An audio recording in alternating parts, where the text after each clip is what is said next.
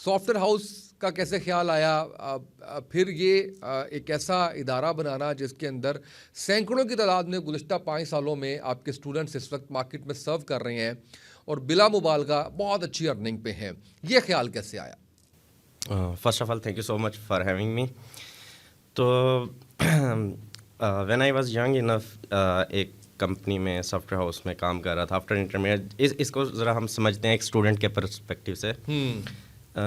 जैसे कि एक नॉर्मल स्टूडेंट होता है, मैं भी एक स्टूडेंट था। नॉर्मल स्टूडेंट्स की तरह एक स्टडी लाइफ थी। स्टडी लाइफ क्या थी? मैट्रिक की, इंटर की, अब उसके बाद माइंड में था कि यूनिवर्सिटी में जाना है।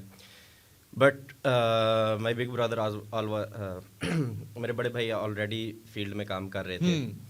तो उन्होंने मुझे गाइडलाइन किया कि आपको थोड़ा सा प्रैक्टिकली अपने आप को इम्प्रूव करना है और इस फील्ड को समझना है। तो उनके साथ मैं अटैच हुआ। उनके साथ अटैच होने के बाद इन शॉर्ट सॉफ्टवेयर हाउस में भी चला गया और काम भी करने लग गई। Each and everything was working fine और साथ साथ यूनिवर्सिटी भी चल रही थी।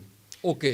तो उसके साथ मैंने रियलाइज़ ये किया, जब मैं एक सॉफ्टवेयर कंपनी में काम कर रहा था तो डिफरेंट स्टूडेंट्स आते थे जिन्होंने ग्रेजुएशंस कंप्लीट की होती थी। मैं हैरान होता था इस चीज़ को देख के कि यार ये जब आ रहे हैं तो ये इंटर्नशिप सीकर्स हैं, वो जॉब रेडी नहीं होते थे। तो उस चीज़ को थोड़ा सा जब मैंने स्टडी किया और थोड़ा सी रिसर्च की तो समझ लगी कि हमारा स्टूडेंट जब भी मार्केट में आता है तो वो जॉब रेडी नहीं होता, वो इंटर्नशिप सीकर्स होते हैं। अब उसको जब अंडरस्टैंड किया कि स्टूडेंट किन किन फेज़ों से गुजरता है, तो स्टूडेंट की लाइफ सिंपल ये थी कि मैट्रिक की, इंटर की, यूनिवर्सिटी में गया, उसके बाद इंटर्नशिप सीकर्स में आ गए या फिर आप कॉल सेंटर्स में चले गए, डिफरेंट फील्ड्स ट्राई करने लग गए।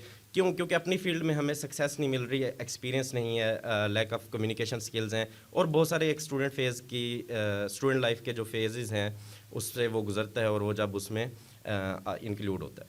बट उसके साथ मैंने ये रियलाइज़ किया कि मैं इस वक्त यंग इनफ हूँ, एक कंपनी में जॉब कर रहा हूँ, ईच एंड एवरीथिंग मेरे पास है, तो क्यों ना एक ऐसा प्लेटफॉर्म क्रिएट किया जाए जिसके थ्रू स्टूडेंट्स को गाइडलाइन प्रोवाइड की जाए। क्योंकि मेरी सक्सेस के पीछे सिर्फ और सिर्फ गाइडलाइन थी और मैं ये समझता हूँ राइट टाइम पे राइट डायरेक्शन में राइट फोर्स इंसान को सक्सेसफुल बनाती है। तो सबसे इम्पोर्टेंट जो पार्ट था वो ये था कि गाइडलाइन। अब गाइडलाइन देने का प्रोसेस क्या था? जब मैंने ऑब्जर्व किया तो हमने देखा कि गाइडलाइन के लिए जो प्रैक्टिकल फील्ड है सबसे इम्पोर्टेंट, वो हमें समझनी है और फिर स्टूडेंट को बताना है कि आपको अपने आप को इम्प्रूव कैसे करना है और आप किस तरह से अपने आप को एक फेज़ से दूसरे फेज़ और दूसरे फेज़ से तीसरे फेज़ से लेकर मार्केट में अपने आप को सक्सेस की तरफ कैसे लेके जा सकते हो। सही। तो उसके लिए मैं वेब डेवल्स का concept as a boot camp लेके आया, जिसके ऊपर मैं पिछले 5 साल से काम कर रहा हूँ और अल्हम्दुलिल्लाह उसमें अल्लाह ताला ने फिर सक्सेस भी दी।